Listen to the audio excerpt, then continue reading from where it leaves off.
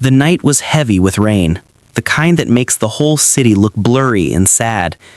On the east side of Riverside City, a woman ran through the darkness, her heels slipping, her breath shaking, her heart burning between fear and fury. Her name was Alyssa Monroe, a brilliant black investigative journalist who had once put corrupt officials behind bars. But tonight, she wasn't running away from danger. She was running towards something far more powerful: revenge. She spoke in her mind, as if narrating her own destiny. People say the truth sets you free, but sometimes the truth is the very thing that destroys you. Alyssa had once believed the world was fair, that good people eventually won. That belief shattered the day she trusted the wrong man, Malcolm Price. Charming, confident, successful. A black businessman loved by the city, praised for building affordable housing, the kind of man everyone wanted to take pictures with.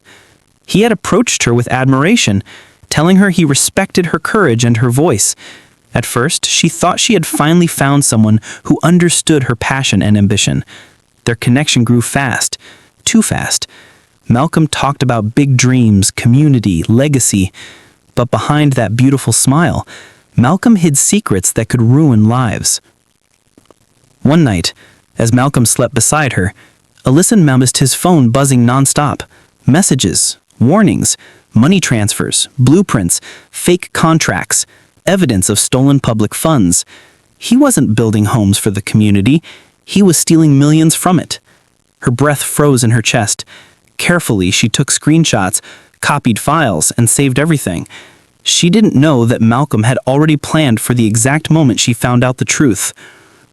The next morning, he kissed her forehead, said he was late for a meeting, and left calmly. By noon, police surrounded her house. Alyssa Monroe was arrested for forgery, fraud, and embezzlement. Every document tied to Malcolm's company was found on her laptop. The evidence was perfect, too perfect. Someone had planted everything. Malcolm framed her before she could expose him. News channels reported her name with disgust. Her job cut her loose. Friends stayed silent. Strangers pointed fingers. Her world collapsed in a single day. But in Alyssa's eyes, something new sparked. Not fear, not surrender. Revenge. Even while fighting the charges for 14 months, Alyssa never stopped digging. She had lost her career, her money, and almost her sanity, but she still had one thing Malcolm could never take away: her ability to hunt the truth. She followed leads quietly, traced his financial trails, recorded conversations, photographed meetings. She built a map of Malcolm's corruption, and eventually she uncovered the real monster behind everything: a powerful councilman who used Malcolm as a front to steal government funding. Malcolm framed Alyssa to protect the councilman's million-dollar scheme. Alyssa didn't break. She evolved. She cut her hair, changed her style, and started living under a new identity. With confidence and strategy, she approached Malcolm's right-hand man, Troy, pretending to be an investor from Atlanta. She knew he hated Malcolm's control, and she played his insecurities perfectly. Over time, Troy opened up. He revealed the shell companies, the fake housing permits, the bribed accountants, offshore accounts, and most importantly, how Malcolm bragged about framing Alyssa. She recorded every word. Her hands trembled, not with fear, but with the satisfaction of knowing she was finally winning.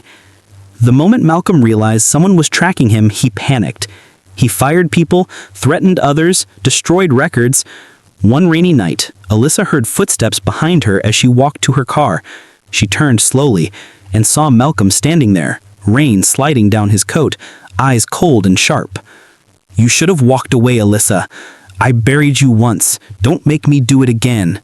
She stood strong, her voice steady. "I'm not the same woman you framed." Then she walked right past him. For the first time in his life, Malcolm looked afraid. Alyssa spent months organizing every piece of evidence she had gathered. Emails, voice recordings, documents, bank transfers, photographs, testimonies. She tracked down witnesses, an accountant Malcolm scared into silence, an inspector he bribed, a contractor he cheated, a mother whose housing application he rejected, and a clique city clerk who saw him sign illegal permits. One by one, they trusted Alyssa because she listened when no one else did. She became the voice Malcolm couldn't silence. The trial took place in a packed courthouse. News reporters filled every seat. Families of victims gathered. Police officers watched from the back. Malcolm walked in wearing a smile, confident he would win as always. Alyssa walked in calm and unbroken. Evidence after evidence was presented. Witness after witness confessed the truth. The accountant cried on the stand. The inspector admitted guilt. Troy exposed everything. Signatures, audio recordings, financial trails. Each piece crushed Malcolm's confidence. Then came the moment that changed everything. Alyssa stepped forward carrying a folder. Inside was the final piece of evidence, a recording of Malcolm and the councilman discussing how they framed her. The courtroom gasped.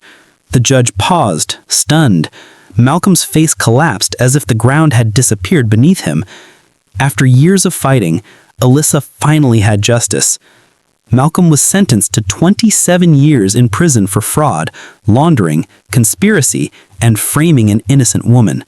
The councilman lost his position, reputation, and power, facing multiple investigations. Alyssa was cleared of all charges. Her name was restored. Her reputation reborn. Media companies begged for interviews. Publishers asked for her story. She refused everything. Instead, she created an organization dedicated to helping people who were wrongfully accused, giving them the support she never had. Alyssa didn't just take revenge by putting Malcolm behind bars. Her real revenge was transforming the pain he gave her into a force that protected others. She stood outside the courthouse the day Malcolm was taken away, breathing freely for the first time in years. She whispered to herself, "You can bury a woman, you can break her name, you can steal her freedom, but you can never kill her truth. And when she rises with fire."